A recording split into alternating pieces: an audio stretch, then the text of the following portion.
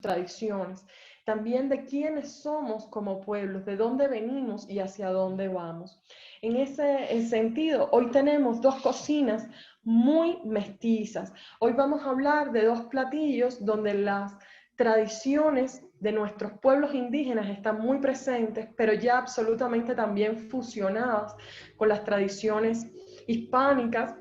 Así que efectivamente cuando nosotros hablamos de la historia de la alimentación, estamos hablando de la historia de las representaciones y de las prácticas culturales por las cuales también los pueblos dotan de sentido a su vida. O sea, estamos hablando de cómo cotidianamente en nuestros fogones realmente cocinamos, pero no solo cocinamos ingredientes, sino también estamos de cualquier manera cocinando nuestra propia cultura y nuestra propia identidad.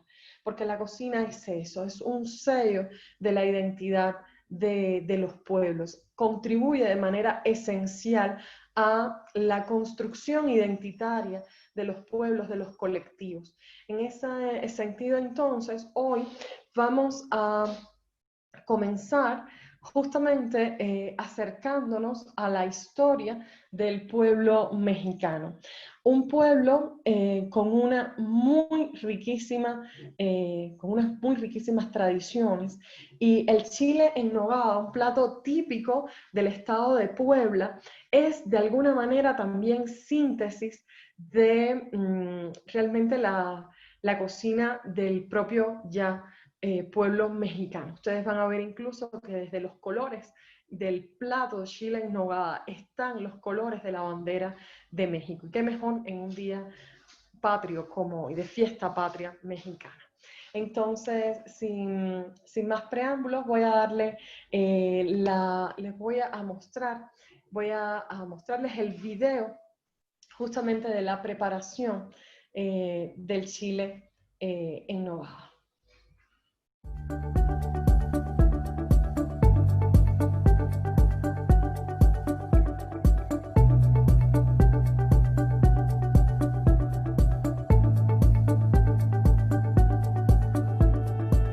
¿Qué tal?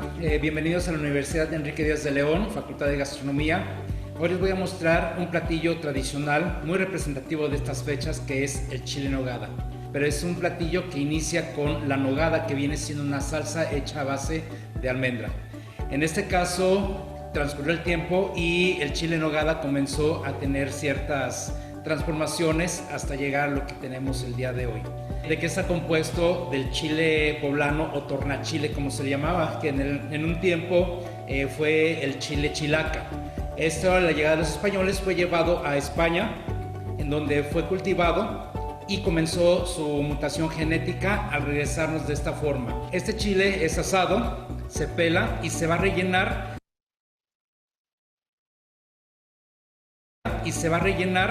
con un guisado hecho a base de carne de cerdo, jitomate, aportación de México al mundo, cebolla y frutos que en su mayoría fueron traídos por los españoles, como es el durazno, pera, manzana, plátano, cebolla.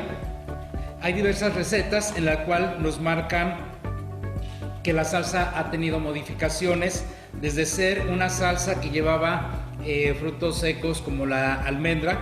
Hoy en día lleva la nuez de Castilla, que esta nuez es muy especial y es la indicada para hacer la nogada, complementada en los años 50 del siglo pasado con la añadidura de lácteos, y esta salsa va a bañar a este chile, que es capeado, relleno con toda esta preparación y coronado con la salsa granada, traída de España también, y perejil, que van a dar los tres colores de la bandera patria.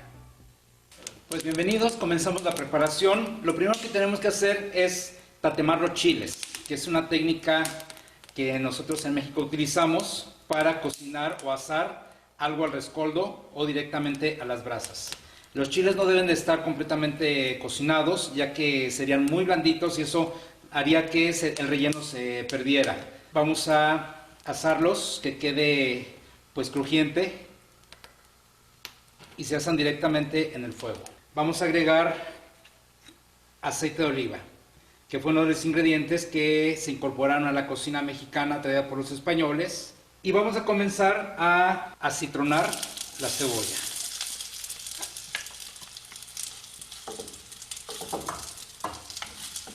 Junto con el ajo y la carne. La carne está previamente cocida. Carne de cerdo, puede ser carne de cerdo, carne de res, al mismo tiempo cocidas. Con ajo, cebolla, sal, laurel y pimienta gorda. Una vez que ya está cocida, se deshebra finamente. Es imprescindible en la cocina tradicional mexicana la utilización de barro y la utilización de palas y cucharas de madera. Esto forma parte de las tradiciones culinarias que le ha dado el nombre a nuestra cocina como patrimonio inmaterial de la humanidad.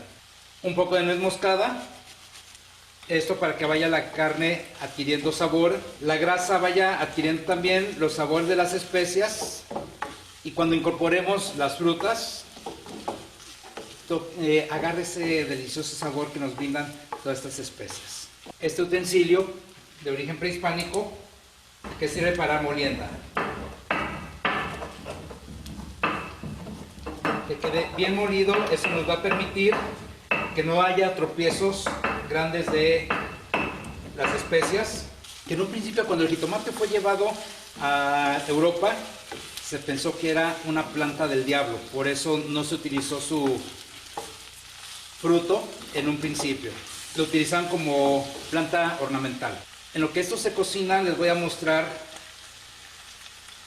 este pedazo de chilacayote, el cual lo voy a utilizar ahorita en lugar del acitrón. El acitrón es la biznaga, la cual ha sido llevada a un confitado en azúcar, pero se encuentra en peligro de extinción y está prohibido su comercialización, desde luego su uso dentro de la cocina. En este caso el chilacayote, que eso le va a dar un toque ligeramente dulce a la preparación. Vamos a incorporar la pera, plátano, manzana y durazno. Incorporamos frutos secos, pasas, nuez, piñones, ciruela pasa.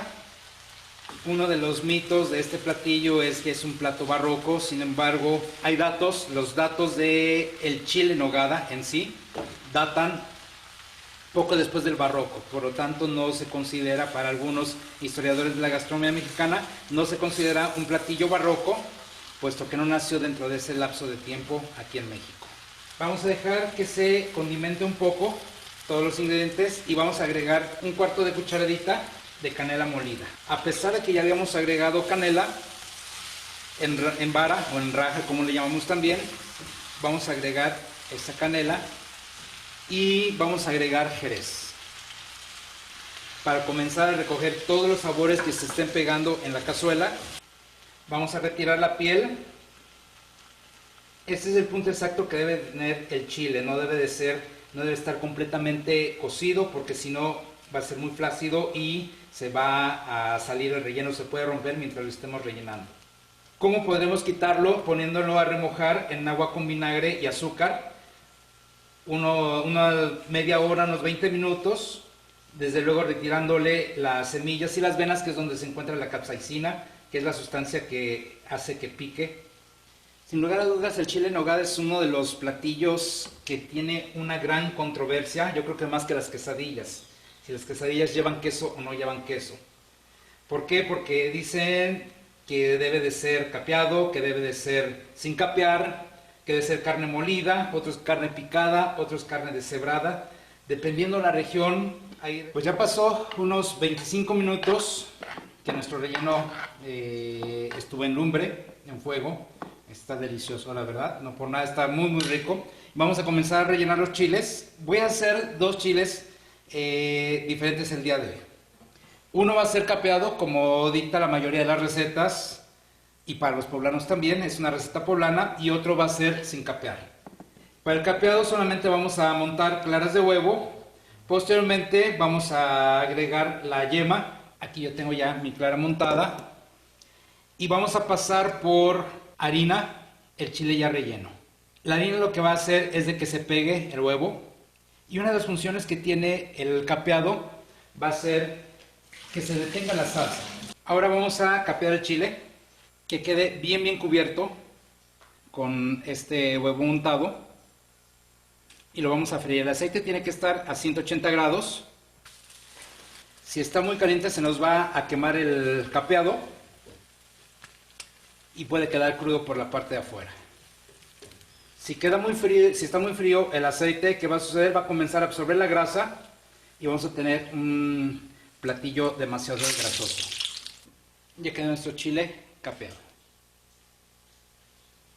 Pues ya estamos en la parte final de la elaboración de chile en nogada, en el cual pues ya está aquí en su plato, un plato de barro de aquí, de Jalisco, el chile que está capeado y el chile sin capear. Vamos a hacer la nogada. La nogada les comentaba en un principio que era a base de almendra, sin embargo se fueron agregando otros ingredientes, como fue la nuez de Castilla, que la nuez de Castilla hay que ponerla a remojar en leche caliente. ¿Para qué? Para que la piel se pueda quitar fácilmente, porque hay que pelarla, ya que amargaría y daría un color café a nuestra preparación y debe quedar blanca. Posteriormente se debe dejar esta nuez remojando en leche. ¿Para qué? Para que se suavice y se pueda moler más fácilmente. Vamos a utilizar también almendra, crema, vamos a utilizar el queso de cabra, que fueron de los ingredientes que se incorporaron posteriormente.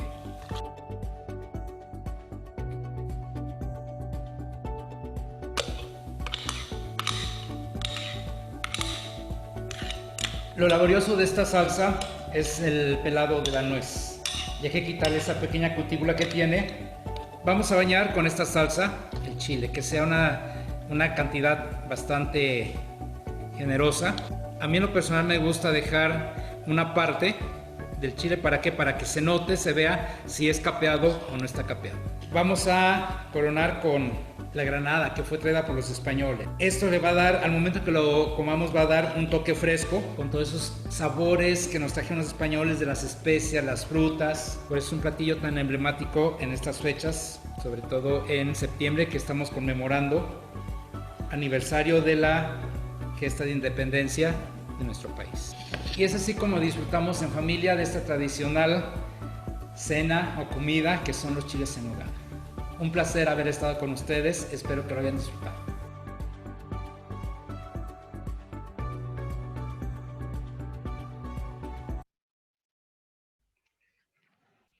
Muchísimas gracias, maestro Montoya. Entonces, vamos ahora les voy a presentar el video del cocido boyacense, cundiboyacense. Un cocido que también es una simbiosis perfecta entre las tradiciones muiscas, nuestros ancestros indígenas y también lo que heredamos de los españoles. Entonces voy a permitirles presentar este video donde también hay una historia de los tubérculos andinos. Y a continuación se reúnen nuevamente con nosotros para pasar a las sesiones de preguntas y de debate. Adelante el video.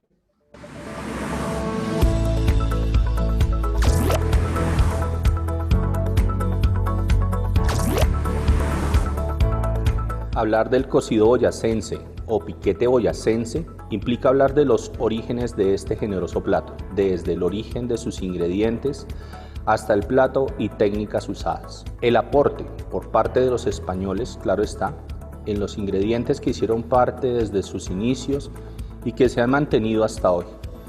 Las arvejas o guisantes, estos provenían desde India, Roma y Grecia, pasando por el Mediterráneo y arraigándose en todos estos países europeos, entre ellos España.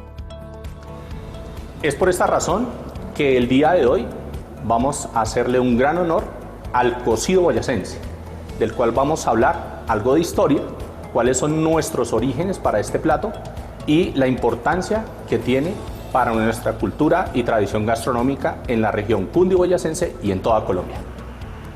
Vamos a empezar por las proteínas. En este caso vamos a rescatar algunas de las tradiciones. Vamos a sofreír nuestro tocino, nuestros chorizos y la costillita. Por parte de los indígenas, se aportan algunos productos de abastecimiento tradicional. Estos se nombran en diferentes crónicas. Por ejemplo, los cultivos se desarrollaban en el páramo, eran tubérculos de altura como las chuguas, ibias y cubios, mientras que en los valles interandinos recogían el maíz y la papa.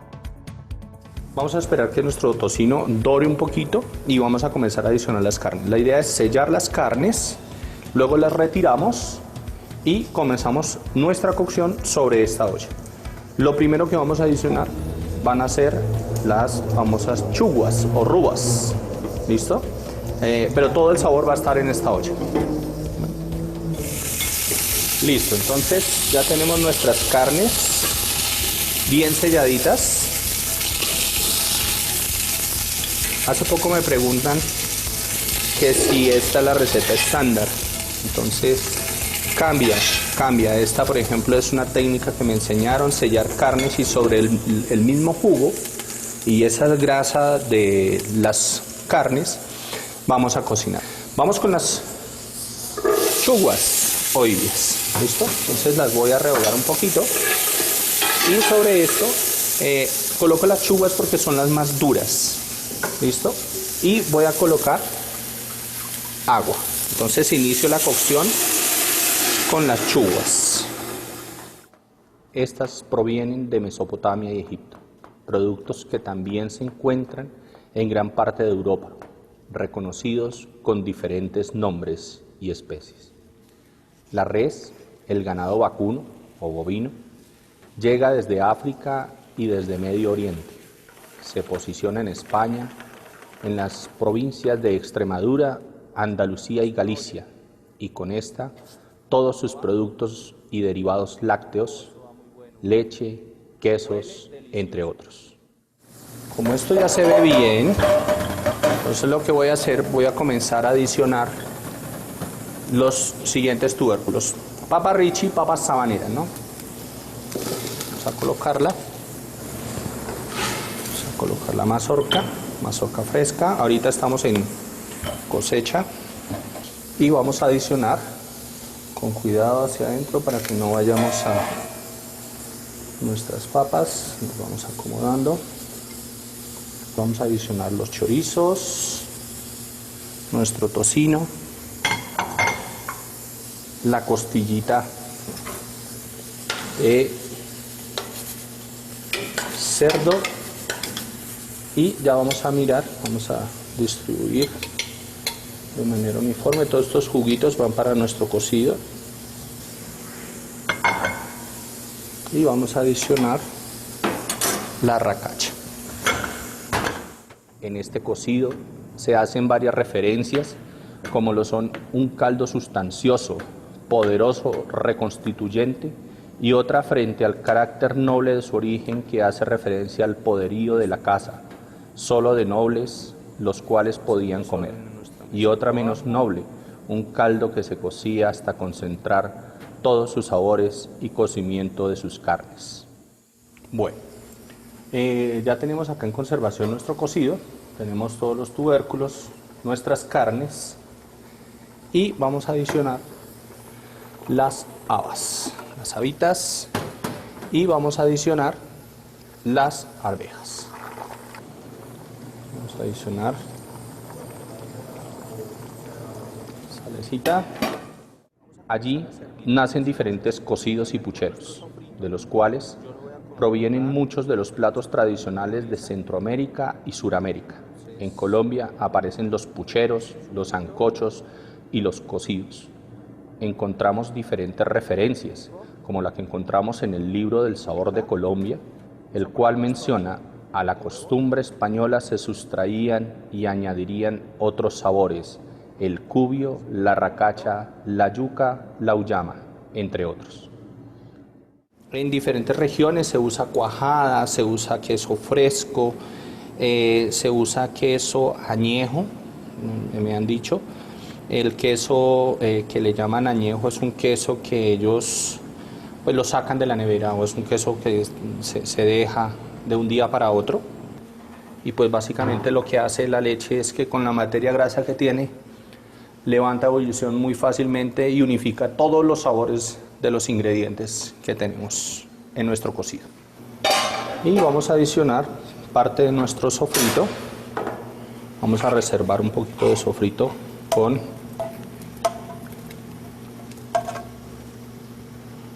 para que vaya unificando sabores. Listo. Y vamos a adicionar nuestros nabos o cubios. La búsqueda de platos en la región, los cuales usan este tipo de tubérculos, se encuentran en cada municipio. Tienen algunas diferencias muy pequeñas, las cuales derivan de los gustos y tradiciones propias de las cocineras que los preparan.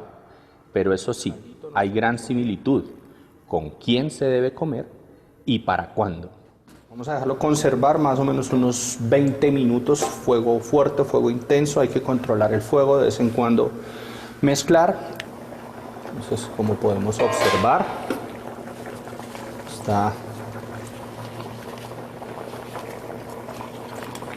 aquí están nuestros bastimentos, el tocino. Y en este momento lo que voy a hacer es con mucho cuidado, porque ya están llegando a un buen punto de cocción los cubios. Los voy a retirar para conservarlos en la leche.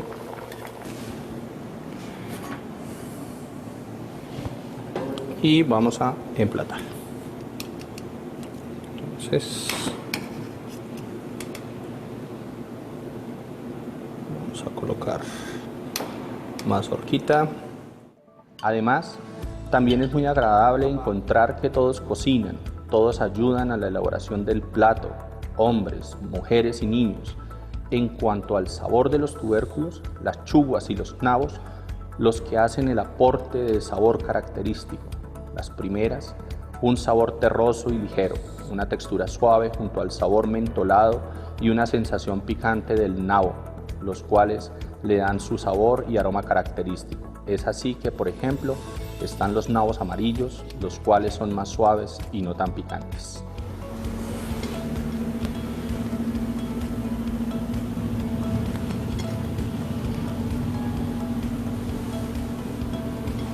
Un poquitico más de queso.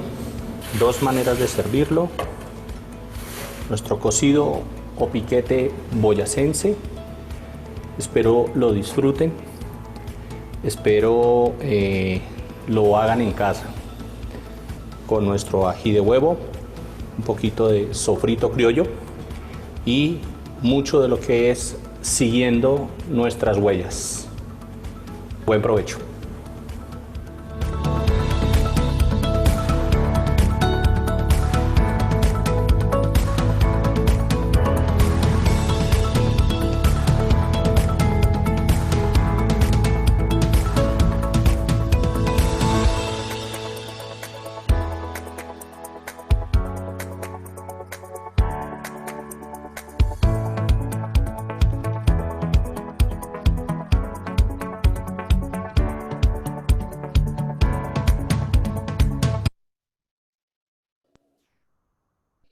Bueno, infinitas gracias, maestro Roballo. Creo que todos estamos fascinados, ¿verdad?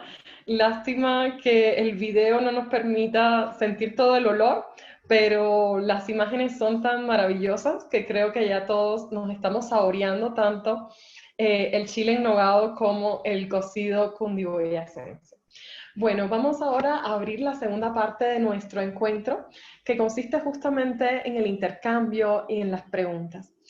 Las sociedades son muy diversas y son muy ricas, en especial las nuestras, las latinoamericanas. La sociedad no es más que justamente esas interacciones que creamos las personas en tiempo y en espacio. Y como parte de esas interacciones, pues construimos cotidianamente la identidad de los pueblos. O sea, esas características únicas que nos definen, que definen justamente nuestros valores y que definen también nuestras tradiciones. Por tanto, cuando hablamos de cocina, cuando hablamos de gastronomía, estamos hablando también de identidad y estamos hablando de historia. Pero para que justamente nuestras identidades se fortalezcan, porque las identidades son procesos en continua construcción, es fundamental la educación. Entonces surge una primera pregunta. Maestro Gerardo, ¿cómo cree usted, cuál es la relación para usted que hay entre construcción identitaria y educación en el mundo justamente de las cocinas tradicionales, pero también de las cocinas contemporáneas? Porque aprovecho y les platico, les comparto que el maestro Gerardo Montoya es un gran experto en cocinas prehispánicas, es un gran experto también en cocinas contemporáneas, en repostería. Entonces, pues maestro, para usted es la pregunta, relación entre identidad y educación. Bienvenido e infinitas gracias por su presencia. ¿Qué tal? Muy buenos días, tardes ya, ¿cómo están? Para mí es un placer el poder estar aquí. Gracias por la invitación, por todas las atenciones que han tenido. Y bueno, para nosotros es muy importante que el alumno vaya teniendo una educación gastronómica que vaya enfocada a la identidad culinaria de nuestro país, puesto que nuestra cocina fue declarada en el 2010, la cocina tradicional mexicana fue declarada en el 2010 como Patrimonio Inmaterial de la Humanidad. Es muy necesario de que el alumno vaya sintiendo esa identidad. Es por eso que en nuestra universidad, la licenciatura, desde el tercer cuatrimestre hasta noveno, llevan cocina mexicana, pasando desde las raíces hasta las cocinas modernas, las cocinas contemporáneas, la cocina colonial, la cocina moderna. Entonces sí es algo bastante importante. Yo no estoy nada en contra en que un alumno o una persona, un chef, pueda hacer una deconstrucción de un chile en nogada, por ejemplo, o de algún mole contemporáneo con otros tipos de sabores que salga un poquito fuera de esos sabores conventuales, de los sabores barrocos. Pero para poder hacer esto, tiene que aprender a hacer un mole tradicional, un mole prehispánico, saber cuáles son nuestros ingredientes, saber cuáles son esas preparaciones que teníamos en un México, las preparaciones que tenemos en un México indígena, que nuestra cocina indígena pues está llena de raíces de esta cocina precolombina. Hablar de una cocina prehispánica es hablar un poquito utópicamente, puesto que no tenemos recetarios que vengan desde aquella época. Hay suposiciones de cómo pudo haber sido. Entonces, para nosotros sí es muy importante el que los alumnos tengan desde los primeros años o los primeros cuatrimestres de estudiante en gastronomía, tengan esa identidad propia. Yo creo que va a pasar también como un colombiano, un hondureño, francés, además que llega a trabajar a otra parte del mundo. Ah, eres mexicano, entonces sabes hacer tortillas, haznos unos tacos. Y qué pena de que este alumno mexicano no sepa hacer una tortilla y por lo tanto no sepa hacer un taco. Entonces, sí es demasiada importancia la que le estamos dando nosotros a que los alumnos tengan esa identidad culinaria, esa identidad nacionalista. Y aquí entra también el que el alumno tenga que aprender, tenga que estudiar historia de la gastronomía, hacer investigación de campo, investigación documental, para que vaya enfocándose y en un futuro, claro que pueda hacer una modificación en un mole, como lo han hecho tantos chefs contemporáneos aquí en México. ¿Por qué? Porque pues si no, no va a haber una evolución. Considero que sí debe de haber una evolución, pero razonadamente de acuerdo a las raíces de nuestra cocina. Gracias, maestro. Creo que ustedes nos llamaban la atención sobre una serie de elementos fundamentales, que son justamente también la educación y lo que le transmitimos a nuestros estudiantes. Ellos que también son realmente los encargados de transmitir luego y de preservar todas esas tradiciones, pero hechas, por supuesto, también desde el tiempo histórico que les ha tocado vivir y desde las peculiaridades también de la sociedad contemporánea. Justamente para hablar y profundizar de las características de nuestras gastronomías, me gustaría muchísimo ahora darle la palabra al maestro Robayo, para que justamente nos hable, nos profundice en cuál es la importancia que él le concede no solo a la gastronomía colombiana en el mundo, sino a la gastronomía también en general, y ya en particular justamente a la que distingue al pueblo colombiano. Entonces, bienvenido, maestro. Leonor, muy buenas tardes, muchas gracias. Bienvenidos a todos los que están participando de esta importante actividad, la cual pues une a todos aquellos amantes de la gastronomía.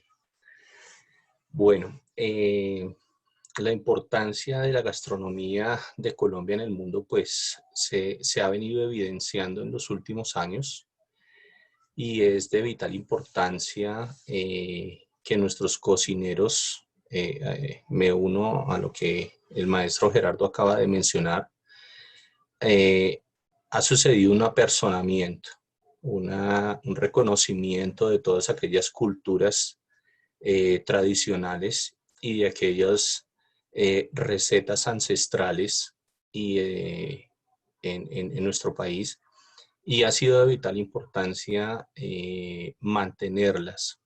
Sabemos que de día a día se van perdiendo muchas recetas y muchas técnicas, y es dado el aprecio y el cariño que se tiene desde la cocina a ese ámbito familiar, ¿no?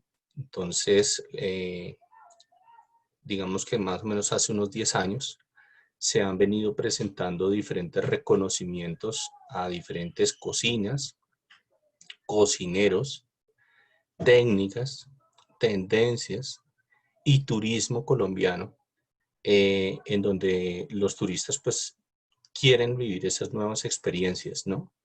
Y encontrarse en Colombia con oportunidades de vivir la cocina tradicional desde las diferentes plazas de mercado, por ejemplo, en los diferentes municipios, y encontrar que ya en el mundo hablan de Colombia y hablan de Bogotá, hablan de Cartagena,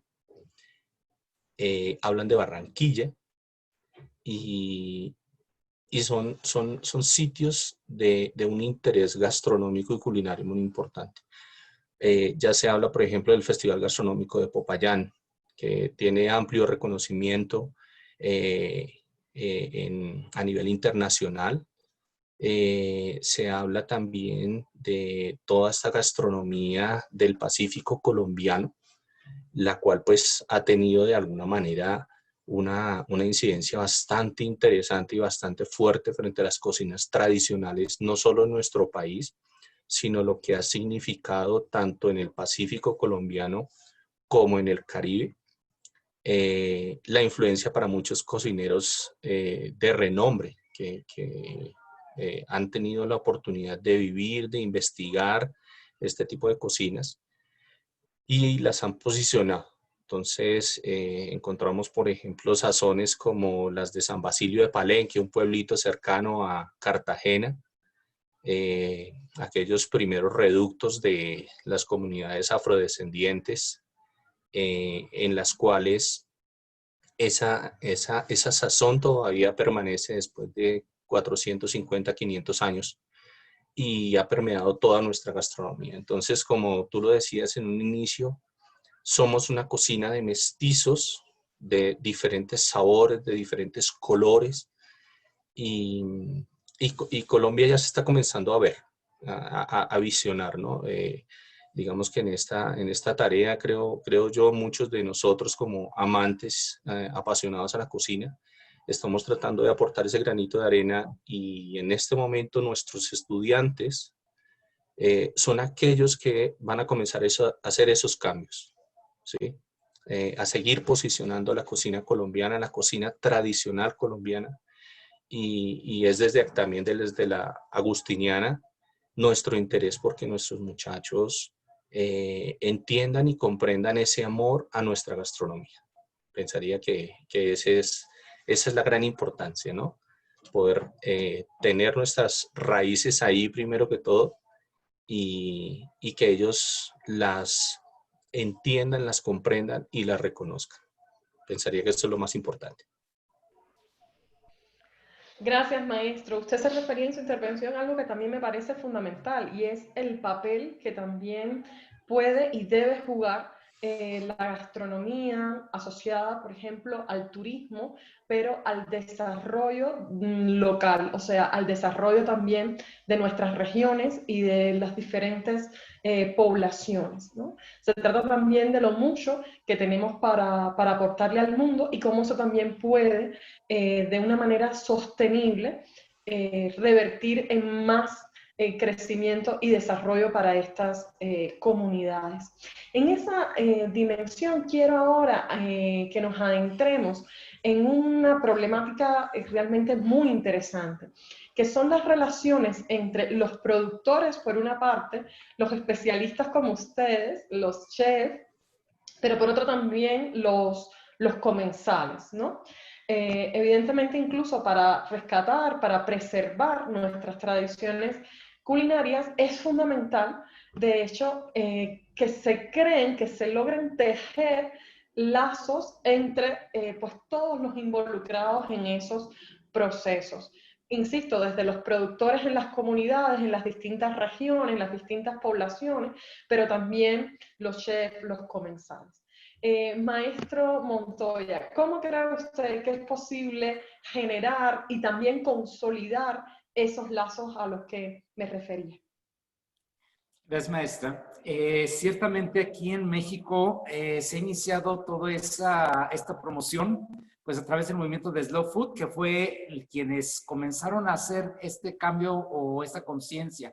Afortunadamente, cada vez los jóvenes están preocupados por el medio ambiente y están preocupados también por qué es lo que se da de comer, la calidad de los insumos con que se preparan los alimentos y se da de comer a las personas.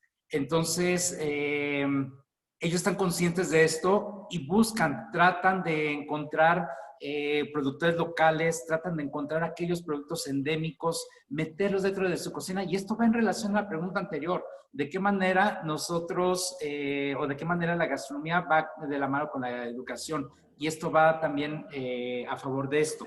Y es por eso que dentro de nuestra formación tratamos de llevar a los alumnos a que visiten a productores locales. Hacemos excursiones, los llevamos aquí en donde vivo, en Guadalajara, a media hora, está un centro que elabora, una comunidad que elabora molcajetes, que es este instrumento de piedra para moler, y también metates. Entonces, los hemos llevado, los lleva el maestro Cocula a que vean cómo se saca la piedra, cómo se elabora el molcajete, el metate.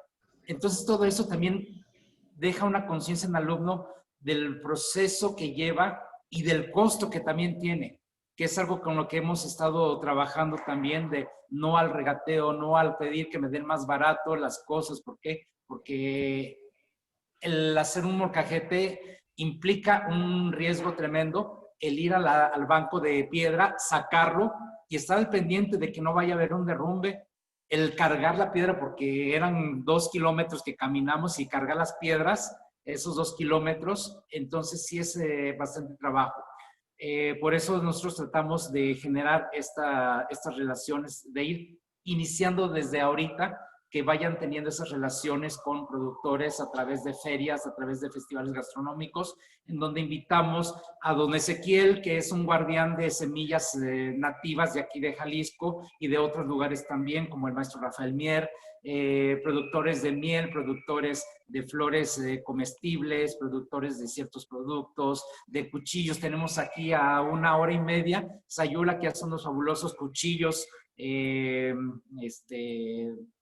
preciosos, la cajeta también, lo dulce de leche. Entonces, al acercarlos directamente, el que ellos también tengan esta experiencia con las cocineras tradicionales, que son nuestras primeras maestras, las guardianas de esta tradición culinaria, de que vayan, que prueben, que coman, que sientan, que les hablen la misma maestra cuáles ha sido las peripecias que han pasado, y de que muchas veces no se imaginan que esa cocinera ha estado cocinando para reyes, para el mismo Papa, ha estado en Europa, Estados Unidos. Entonces eso también es motivación, y eso es parte de que se vayan creando esos lazos con los alumnos, que ellos están en el perfecto entendido de que debemos de hacer estos lazos, de que tenemos que ser más fuertes, consumir local, porque de esta manera es mucho más barato también, porque no vamos a tener los costos de trayecto de 200 kilómetros, luego de 300 kilómetros regresan 100 kilómetros, entonces todo eso implica en que sea más costo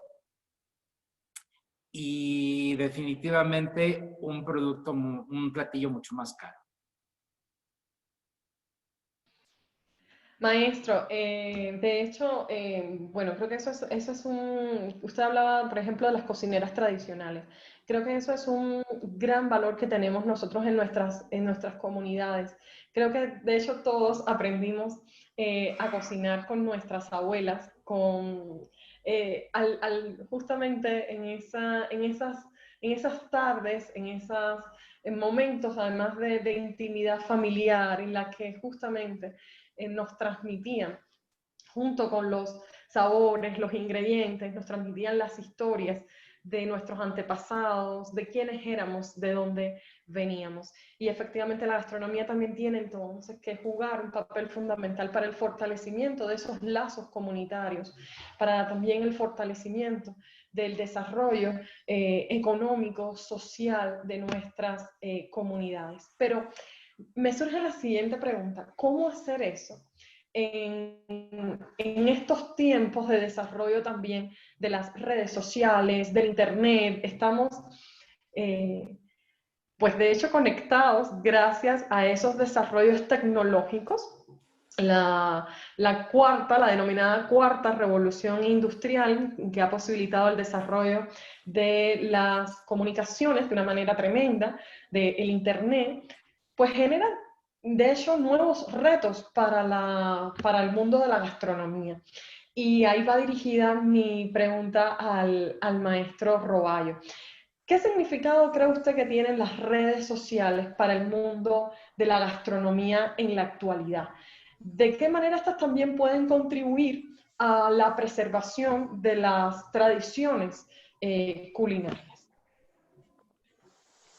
Bueno, Leonor, es muy importante que, como tú lo acabas de decir, pues la tecnología ha avanzado de una manera exorbitante. Permite que espacios como este se logren desde la distancia y en las situaciones actuales, ¿no? Entonces, las redes sociales de alguna manera en una primera instancia aportan a la gastronomía el hecho de dar conocimiento de esa información, ¿sí? En donde yo puedo publicitar mi restaurante, publicitar mi café, publicitar mi emprendimiento, pero ha ido un poco más allá. Ha ido un poco más allá, sobre todo en estos últimos meses nos hemos dado cuenta, se ha evidenciado la necesidad de la gente de comunicarse y demostrar qué es lo que sucede en su entorno. Ya hoy día es muy fácil encontrar, incluso lo hemos visto en las noticias, por ejemplo, agricultores que ya tienen sus propias redes y ofertan sus cultivos de papas, de hortalizas, de frutales en diferentes regiones de todo el país. Y las redes sociales se han convertido en un fortín de ese quehacer diario de nuestros agricultores, eh, en donde esas redes sociales han permitido que nuestros agricultores tengan una salida, una visibilidad más ante todas las personas en todo el país. ¿Sí? Es indudable.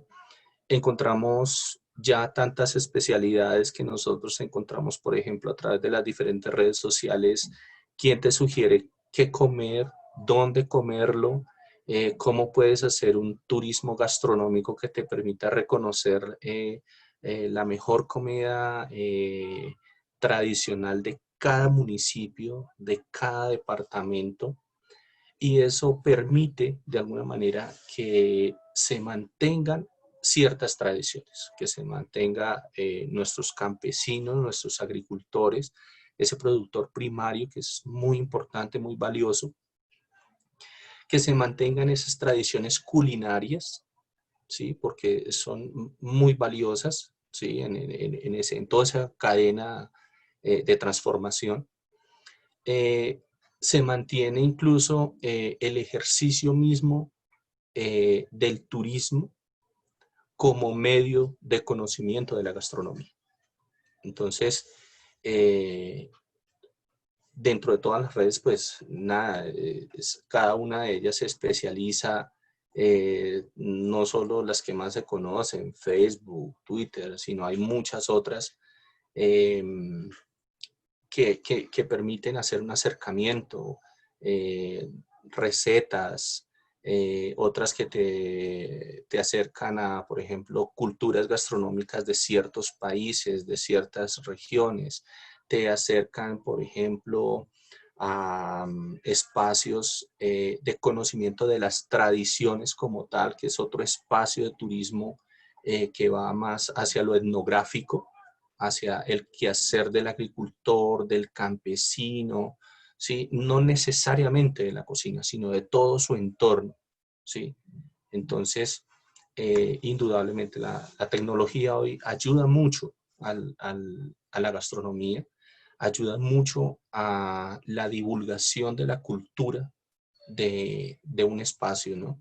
Y en este caso, pues, creo que es muy valioso y debemos usar la tecnología en favor de la gastronomía y la cultura y tradición de la gastronomía. Gracias, maestro. Ya estamos casi en tiempo, pero en este minutito, en estos minutos que nos quedan, quiero compartir con ustedes, mientras estamos aquí nosotros charlando, intercambiando, hay muchos estudiantes que nos han hecho llegar preguntas. Y quiero compartir con ustedes al menos una dándole, aprovechando para darle las gracias, para darle mi agradecimiento a todos los estudiantes que nos han acompañado a lo largo de la sesión y que amablemente, de hecho, usando las redes sociales, haciendo uso del WhatsApp, nos han hecho llegar algunas preguntas. Quiero compartir con ustedes la del estudiante Joan Manuel Rodríguez Galiano, estudiante de la Universitaria Agustiniana, que creo que es una pregunta además muy bella, nos dice, cocinar es un arte, es el arte de transformar, es el arte de inspirarse, es el arte de evocar en un plato. ¿Cuál es la inspiración que tienen cada uno de ustedes, tanto el maestro Montoya como el maestro Roballo, cuando cocinan? ¿Qué les inspira?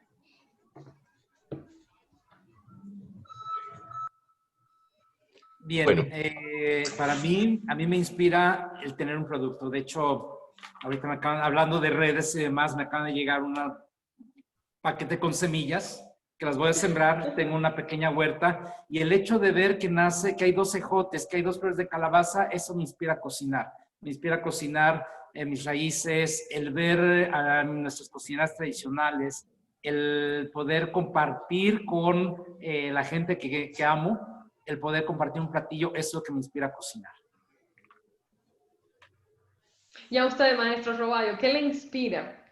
¿Qué de verdad, cuando están ante sus fogones, qué le mueve? ¿Qué le inspira a construir esos maravillosos platos como también los del maestro Montoya? eh, yo creo que nos inspira lo mismo, ¿no? La familia. Mis primeros maestros fueron mi mamá y mi papá. Y lo que yo soy hoy se lo agradezco a ellos, de alguna manera. Me encanta cocinar, me apasiona cocinar y creo que eso es lo que quiero poder brindarle a mis estudiantes hoy día. Yo empecé muy joven en la gastronomía, empecé siendo panadero, luego pastelero y luego me dediqué a la cocina durante muchos años a nivel profesional. Y en estos últimos años me he dado cuenta que es muy importante, de verdad, enseñar eso que te apasiona. Entonces, lo más, no sé, que me sale a mí de las entrañas es eso, cocinar. Cocinar porque adoro cocinar. Cuando yo cocino, siento que estoy regalando un poquito de eso que me enseñaron mis padres, un poquito de amor, un poquito de pasión, ¿sí? Y eso es lo que yo quiero. Además, la cocina es un conjunto de sensaciones, de emociones, adrenalina, pasión, amor, dolor. Entonces, es eso, ¿no? Eso es lo que me apasiona. Sentir esa emoción que puedo dejar en esa persona o en ese comensal o en ese estudiante, ese granito de arena que quiera, ame su familia, respete la sociedad y que crea en Colombia, que Colombia empieza por ese granito de arena. Entonces hay muchas tradiciones que se nos están perdiendo en el día a día y eso es lo que me apasiona, rescatarlas, vivirlas, comerlas, disfrutarlas. Gracias, maestros. Voy a darle la palabra también ahora al público presente, al público que nos acompaña. No quería dejar de hacerle esta pregunta de los estudiantes, que también son nuestra razón de ser. Pero bueno, también nos acompañan docentes, profesores, otros chefs. Entonces, le doy la palabra ahora a alguien del público que quiera preguntar. Me solicitaba, creo que justamente Juan González me solicitaba la palabra.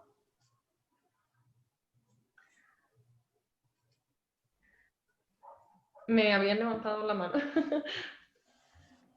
Si alguno desea hacer alguna otra pregunta antes del cierre, la profesora Andere. Profesora, la escuchamos. Buenas tardes. La escuchamos perfectamente. Adelante, profesora Gracias, Andere. gracias. Buenas tardes. Yo Sí, tengo buenas el tardes. grandísimo honor de ser colega del chef Gerardo Montoya. Tengo el honor grandísimo de trabajar con él.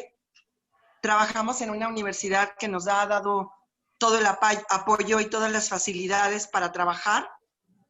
Y como comenta el chef, lo traemos desde que éramos niños. Nos hemos pegado al que sabe, al que quiere y al que le gusta.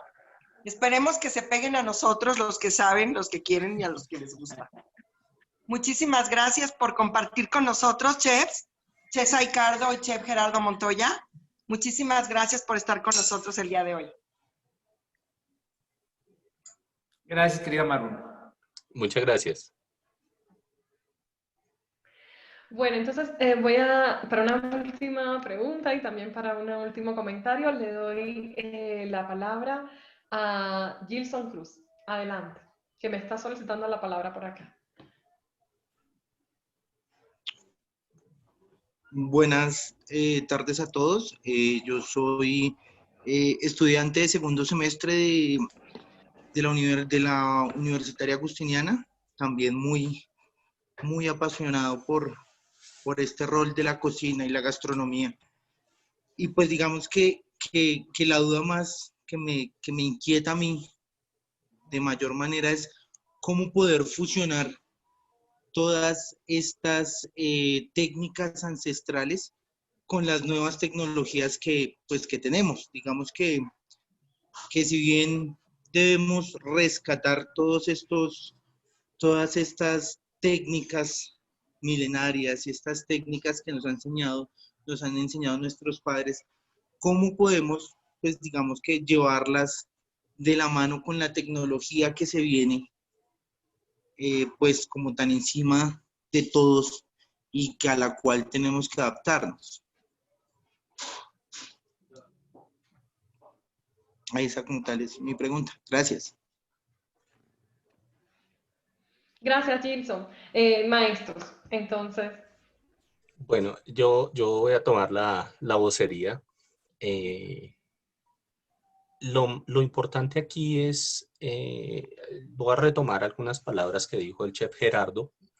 Lo importante para nosotros es aprender las diferentes técnicas, no solo la cocina clásica, la cocina tradicional, sino nuestra cocina autóctona. Es importantísimo. ¿Por qué razón? Porque esa es la raíz de la identidad de cada una de nuestras culturas gastronómicas. Las diferentes técnicas, los diferentes ingredientes, los diferentes sabores. Hay que mantenerlos y preservarlos porque hacen parte de nuestra cultura. ¿Dónde está el ejercicio? El ejercicio está en que conociendo esas técnicas, conociendo esos elementos, conociendo esos sabores, yo ya puedo hacer una interpretación propia usando nuevas tecnologías. Entonces ahí lo que dice lo que dijo nuestro colega Gerardo Montoya, si tú no sabes, en este caso la cocina tradicional mexicana, hacer una tortilla, pues gravísimo, porque no sabes cómo interpretarla, ¿sí?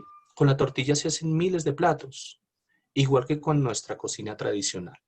Hay muchos ingredientes que si nosotros no los reconocemos, no sabemos a qué saben, es más difícil hacer esa transición entre la tecnología, entre las nuevas tendencias y la cocina tradicional. O sea, debemos poder hacer esa transición. Entonces, por ejemplo, ahora que se me acaba de ocurrir, hace algunos años tuve la oportunidad de trabajar con un chef y él hizo una demostración, un chef mexicano, no recuerdo en este momento el nombre, y él hizo, maestro Gerardo, no sé si usted me ayude, él hizo como un tamal, pero la preparación tradicional es en tierra, ¿sí? Y el chef lo que hizo, pues obviamente en una cocina no hay un patio, no hay, él lo que hizo fue recoger tierra, ¿sí? Colocarlo en una batea, en una bandeja profunda, puso su tamal, lo cubrió de tierra y lo metió al horno. Un horno de tecnología combinada, un horno moderno, y resulta que él hizo todos los sabores de ese tamal metidos en un horno de última tecnología. Entonces, él primero dominó la técnica básica. Eso es lo que tenemos que hacer, dominar primero nuestra ancestralidad, nuestra cultura, nuestra tradición, nuestros sabores, y segundo, manejar la tecnología. Pensaría yo que esa es la fusión que nosotros debemos hacer. Para poder interpretar, debo conocer. Ese sería mi consejo, más allá de debemos conocer nuestras tradiciones para poder evolucionar. Completamente de acuerdo, Chef.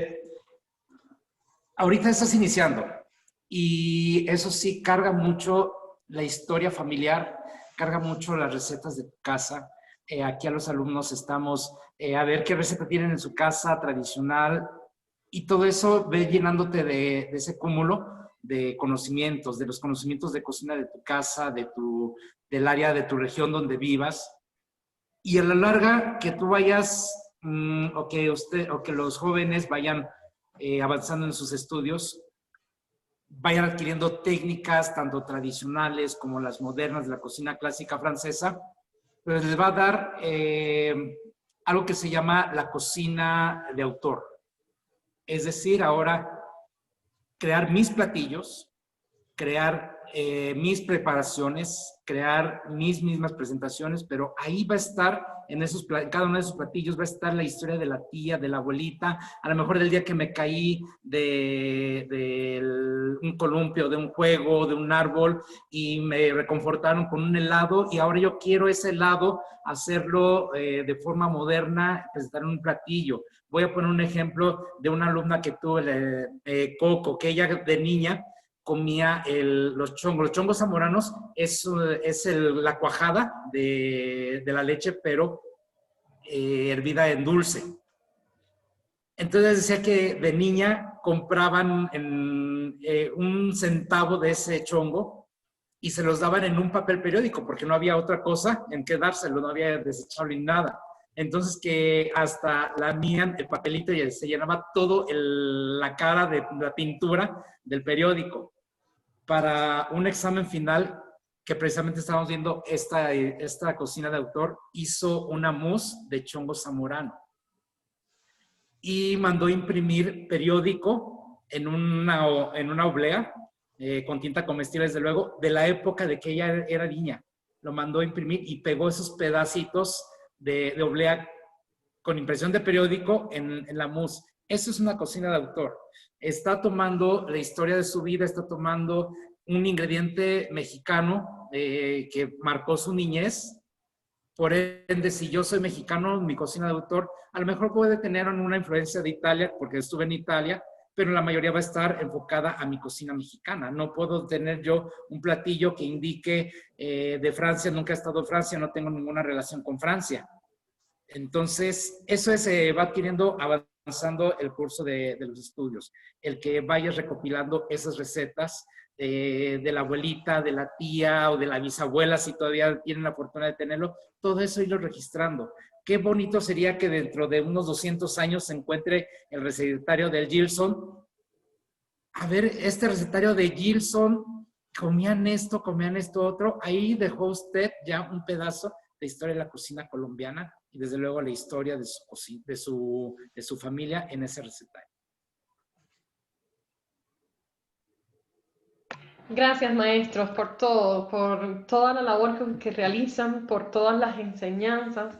Ambos son docentes y además grandes chefs. Y bueno, pues tienen en sus manos el papel también de transmitir, de enseñar todas esas experiencias acumuladas en tantos años de trabajo a estudiantes como Gilson, a las nuevas generaciones, que también pues tendrán la tarea de seguir adelante y tendrán el reto de, a partir de sus tradiciones, a partir justamente de sus raíces, pues también continuar desarrollando y aportándole a las tradiciones culinarias de nuestros países. Entonces, gracias, maestro Montoya. Quiero transmitirles también un abrazo muy cálido en un día muy especial hoy a todo el pueblo mexicano, a todos los mexicanos que nos han acompañado. Además, bueno, personalmente me siento muy cercana a Guadalajara. Yo soy habanera, yo soy cubana. Y creo que los cubanos y los habaneros sobre todo sentimos un amor muy especial por Jalisco y por Guadalajara, por también pues toda la historia común que tenemos, ¿no? Entonces, pues un abrazo muy especial en el día justamente, en el 210 aniversario de la independencia. Hoy es un día además de fiesta y de celebración y de goce para las familias mexicanas. Pues entonces un abrazo entrañable para todos. Infinitas gracias por su labor y por haber aceptado nuestra invitación, por lograr tejer este puente de hermandad, de cariño entre los pueblos latinoamericanos y especialmente entre los colombianos y los mexicanos. Entonces, en ese mismo sentido, muchísimas gracias, profesor Roayo, por todo ese trabajo que realiza en nuestra universidad, por compartir esos maravillosos conocimientos que usted ha acumulado, como lo mencionó, en tantos y tantísimos espacios de labor. Y bueno, pues finalmente infinitas gracias a todos los que nos acompañaron, tanto a los estudiantes como a los docentes, al personal en general, amigos que nos acompañaron hoy. Entonces, pues nada, les esperamos, ojalá en un nuevo encuentro, justamente para seguir hablando de nuestras cocinas, de nuestra historia, de nuestras tradiciones, en definitiva, de nuestra cultura común. Un abrazo grande para todos, infinitas gracias y que tengan de verdad la más feliz de las tardes. Gracias.